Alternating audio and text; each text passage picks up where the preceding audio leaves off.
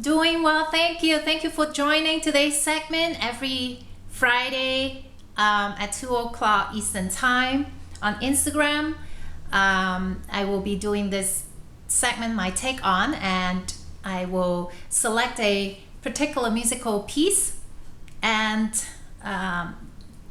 talk about my musical approach, interpretation, and demonstrate some of the technical elements.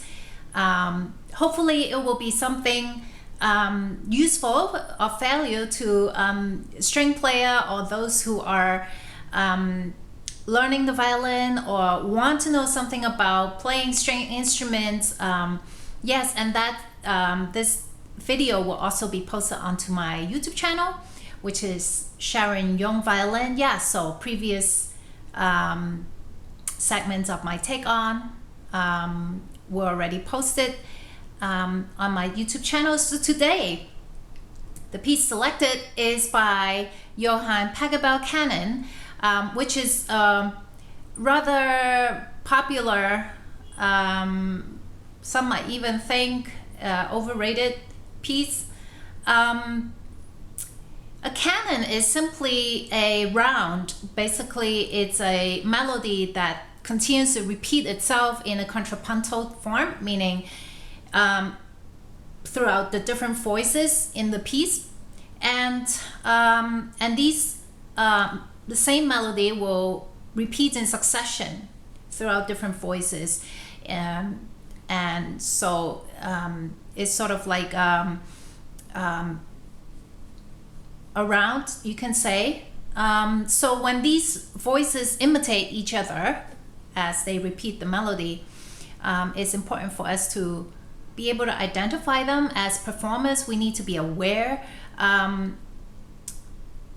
where the melody is at this point. It's not always in the violin, or it's not always in just one voice, right? So it's throughout the piece. It's almost like a puzzle that needs to be put together. Now, so with that said, as a musician, we need to first make it clear how we want to treat the subject, in this case the melody, because it will be repeated in imitation throughout the piece.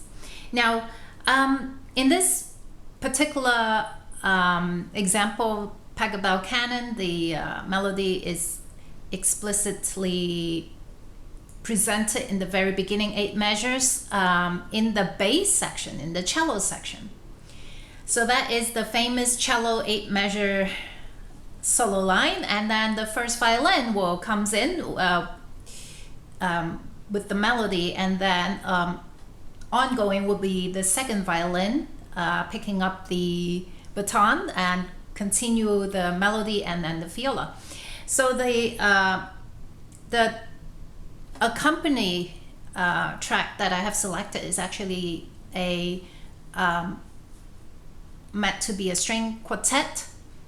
So then you can clearly hear the difference, a different instrument picking up the melodic line. But I'm just going to play beginning excerpts of this piece, so you have a context in mind. And what I really want to focus on today in our discussion is the type of bow stroke that we need to use, which is détaché in this particular piece. And I find that the Pachabel Canon is probably the best example of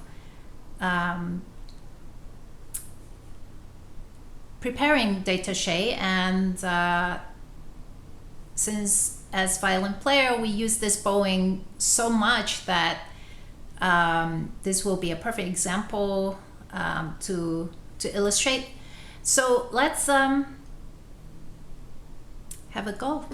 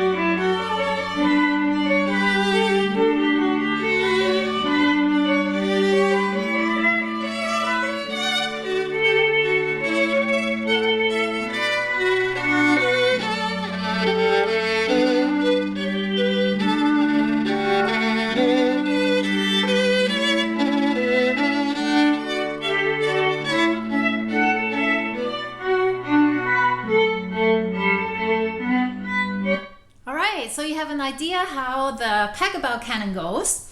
It's such a lovely piece. It is a very, very joyous piece.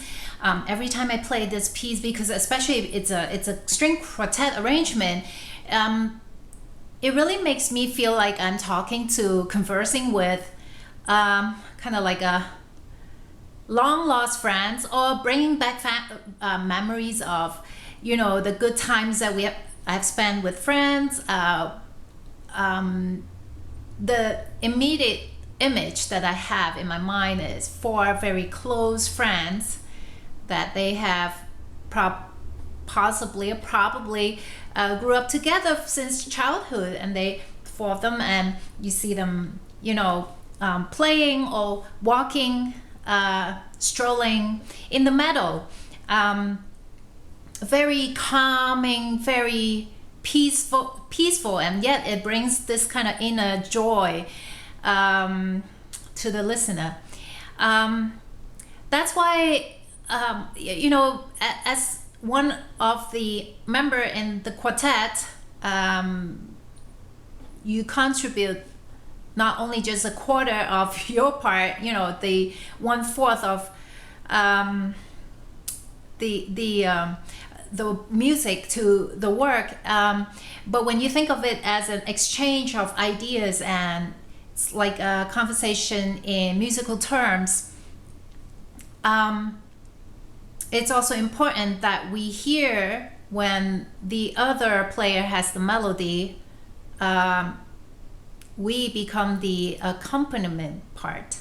Yeah, so even though sometimes we do have the initial melody, but once that's introduced, it's passed along to another instrument. Could be the second violin, could be the cello, could be the viola, and we have to be sensitive to kind of back off to allow the other instrument in the group to bring out the melody.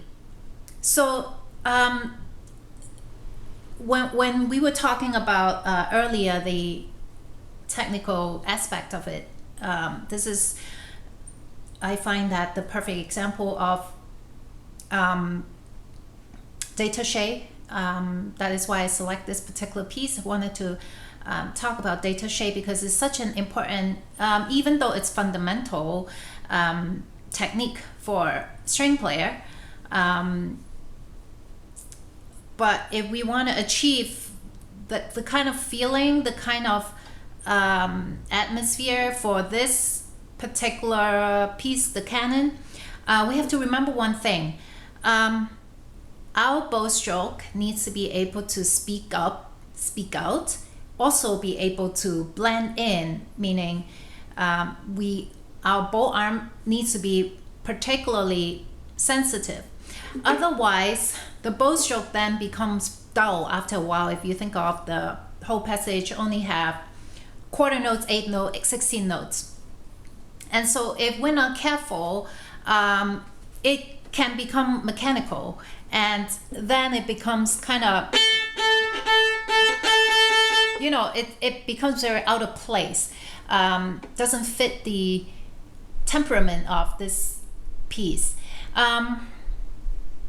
So first off, I want to just talk about the motion of détaché. The motion that initiate détaché is actually our forearm, wrist, and your hand.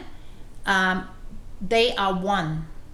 So you gotta move them thinking that they are simply an extension of your bow.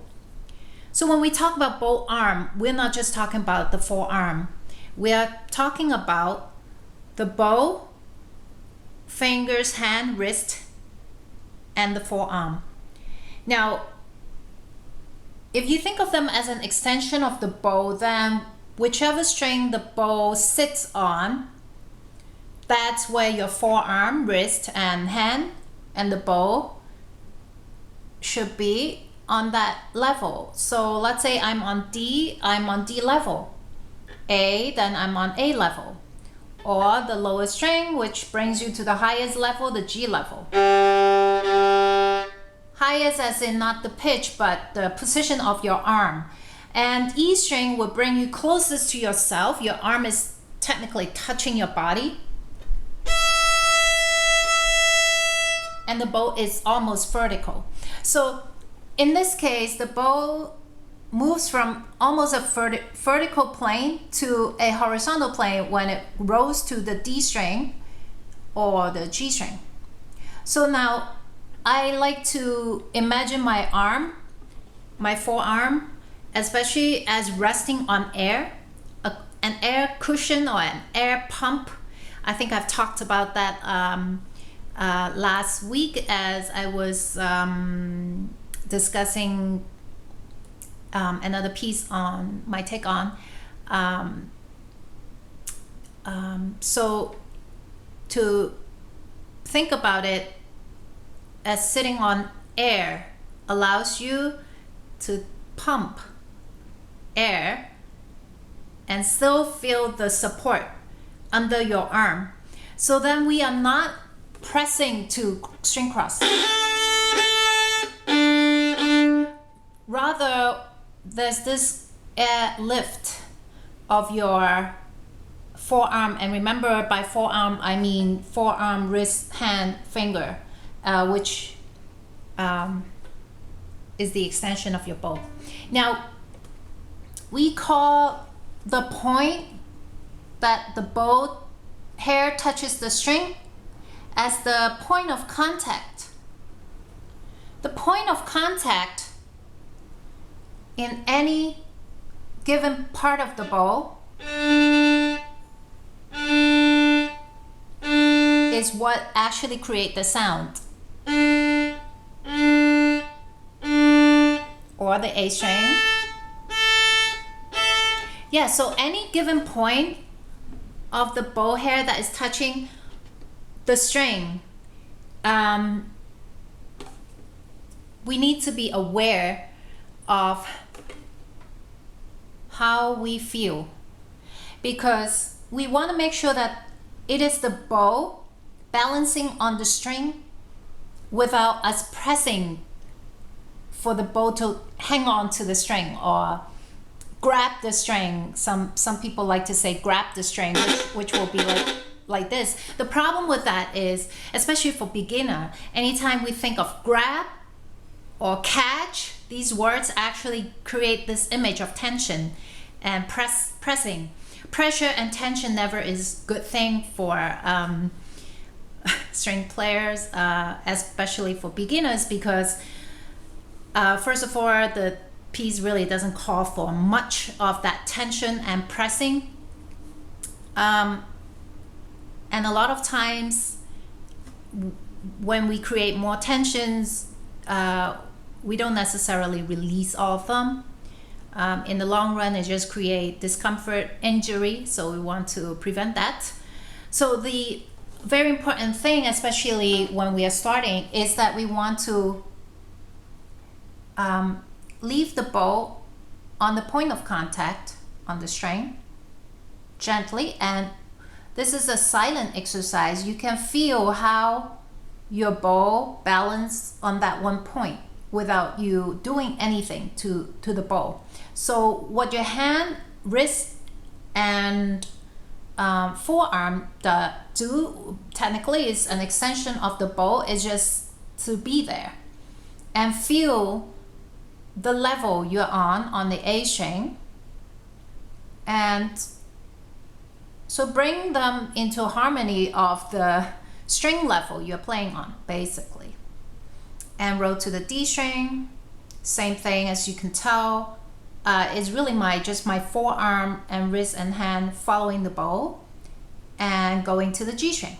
I'm really not pressing to, or especially when you go to the highest string, which is the E string, we don't press down to string cross. We simply draw the elbow and your hand and your wrist to the E string. So it takes quite a lot of practice even to achieve this. It's a silent practice exercise, however, is so important because it will help you with any bow stroke that you need to develop in the future, and at this point it will also help you with a more clean and successful string cross. Now, another point that I would like to point out is, as mentioned previous segments, is that the bow has its own balancing point, which is about 2/3.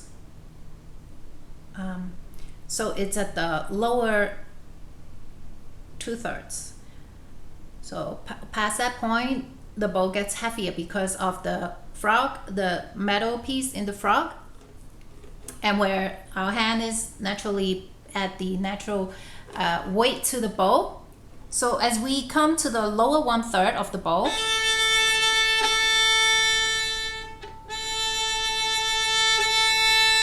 it's even more important that we don't press and we allow that air cushion. So it's important that we do it slowly. Feel the natural weight that comes from the frog and your hand, and be able to kind of work with this air cushion. Less air.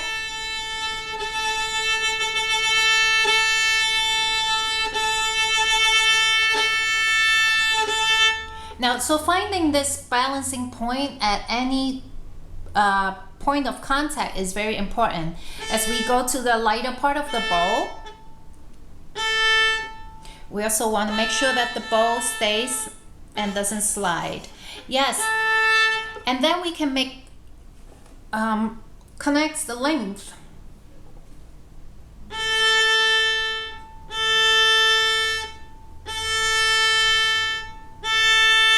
Since détaché really means separate bow, it doesn't necessarily mean we lift the bow. That will be another bow stroke. And also the challenge of lifting your bow every time is that after you lift, you still have to make a contact before you start. So it will be rather hard to keep the bow steady in that case. So we want to keep the bow on the string even when you stop your hand.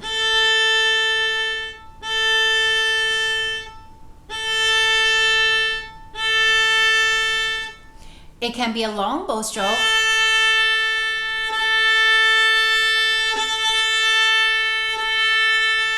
a shorter bow stroke,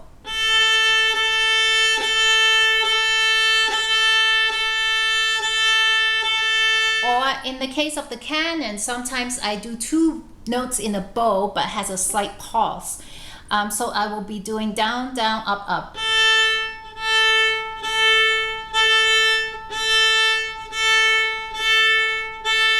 So that will also create a sense of a pulse, because like I said earlier, the feel that I'm going for in this piece is really like, you know, a stroll, walking pulse, right? Casual stroll in the meadow. So in order to achieve that, yeah, I thought having this semi-connected bowing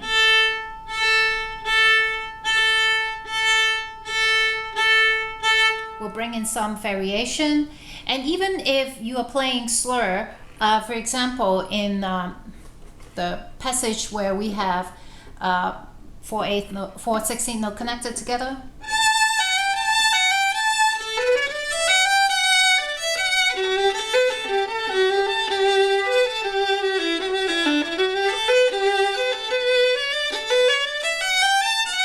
I think they are 30-second notes sometimes. I think it's notated as 30 seconds, and I would slur 4th or 8th to a bow, but essentially your bow is moving in the détaché bow stroke. So as you can see, détaché is throughout the entire piece, and it's important also for us to not play too close to the bridge if we want a relaxed and moderate détaché. So bring a bow slightly away from the bridge, and I think the most important thing is really test out, take the time, experiment with different combination, how much air from the elbow do you need to, how fast the bow, how slow the bow, and how much closer you need to be from the bridge or away from the bridge. Most importantly is to listen to the sound quality that you're creating to see if that's what you want. Yeah, I hope this segment is helpful to especially for string player, for beginner violin student, intermediate violin student, or even advanced violin student. Sometimes it's good to keep in mind these fundamental points to just that will improve our quality of playing by a notch or more, hopefully. If you enjoy these videos, the past my take on segments were already posted on my IG and also my YouTube account. YouTube channel is Sharon Young Violin, and every Tuesday I also have a live concert from my living room series at 4 o'clock on my Instagram and 5 o'clock on Friday on YouTube. Yes, and also would like to mention that a new project that I've started is already posted on YouTube channel, and it's on YouTube channel only. Is the Violin Studio with Sharon, where these pre-recorded, very short, concise video are meant to aid as a supplementary reference or reminders for students. So if you didn't have a chance to, please check them out on my YouTube channel and subscribe, give it a thumbs up, and we'll see you next time. Bye.